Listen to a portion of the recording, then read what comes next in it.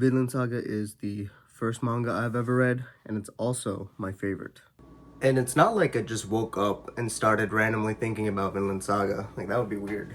But I was watching this playlist called Vinland's Finest by a couple of YouTubers that I do watch, especially Kyle Entertainment. And obviously, they wouldn't invite me because, as anyone who's seen my channel, I have never talked about Vinland Saga before.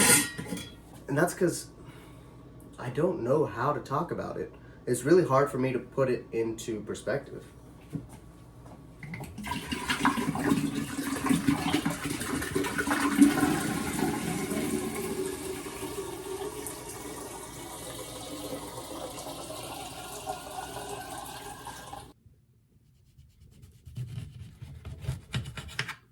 And look,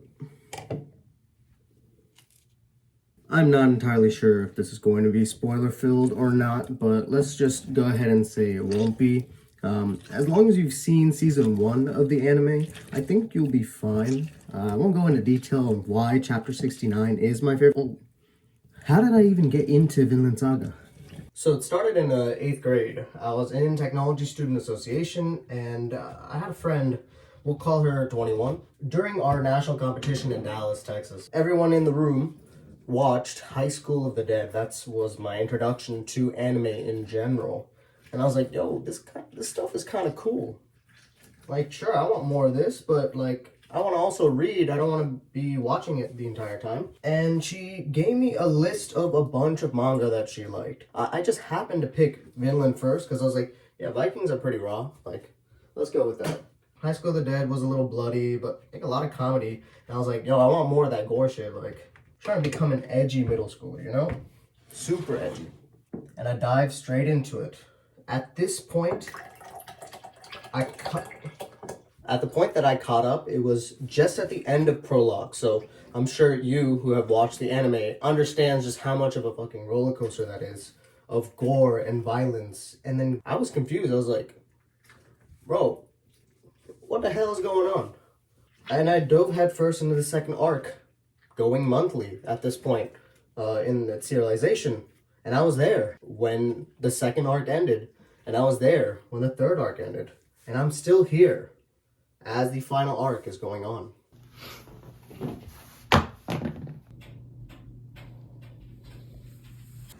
Fuck, it's cold. I've been with Vinland for the better part of, I don't know, 10, 11, almost 12 years now.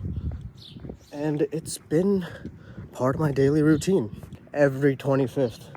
Sure, there's some months and sometimes skipped. Maybe I don't actually read it on the 25th. Maybe I read it on the 23rd. Maybe I read it on the 27th. But at the end of every month, I'm there to read the new Vinland Saga, whether I liked it or not. And to be clear, it wasn't my favorite manga when I first read it. It became my favorite after reading a different manga, rereading it, and then rereading Vinland. It took a while.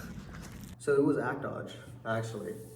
And I really loved it. And it was weekly for Shonen Jump. And we were getting to the end of the Princess Iron fan arc. I was like, I haven't reread anything ever before.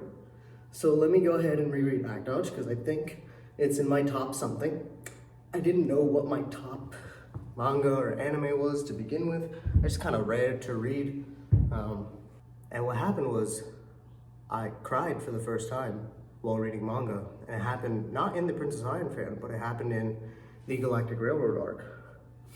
And that reread crushed me.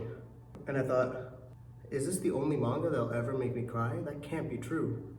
What is something that was so part of my routine, so baked into what became part of my personality, which I didn't realize until that next week I reread Vinland Saga in one day. And to give you context, 2019, I went back home because I was a failure. I had nothing else to do. And that's when it hit me. Sure, let me reread the first thing that I ever got into. And I didn't like it during the second arc at all, but maybe, let's give it a shot. And so I did. And it got me thinking of the life that I've been living at that point since 2017 to 2019. Shut up. And it also solidified the villain was my top one of anything. And look, this might change as we get to the end of the final arc. Who knows what will happen with Vinland, but it will be something that shaped the core of who I am as a personality, and I just didn't know. It was something just in the dull background, something that constantly influenced me and my decisions for the past 10 years without actually me realizing.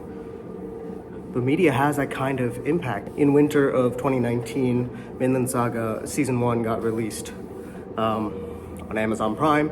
It dropped the first 3 episodes.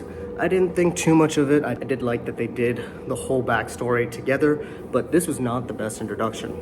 Episode 7, which was chapter 1 of the manga, is the perfect episode. That is what you could have started out with. It redefined and reshaped, retold the dynamic of Thorfinn and Askeladd in a different way that I didn't like. Obviously, I wouldn't like it. I've been with this manga for so long. Come on. Season 2. I probably won't like it, but I'll watch it. And unlike Yukimura, whether he likes it or not, he is heavily involved with it. He might change the way that his story is told. That's fine. Whether I choose to agree with those changes or not is up to my prerogative, and that's okay. Those that end up watching Season 2 and end up loving this arc, this favorite arc of mine, maybe check out the source as well.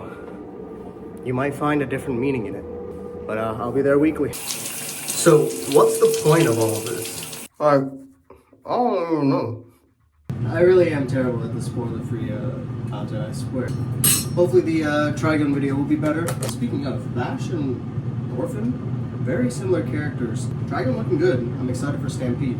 So with about 2 more videos left for the end of this year, maybe you'll check out the Trigun one or the last one about Faye.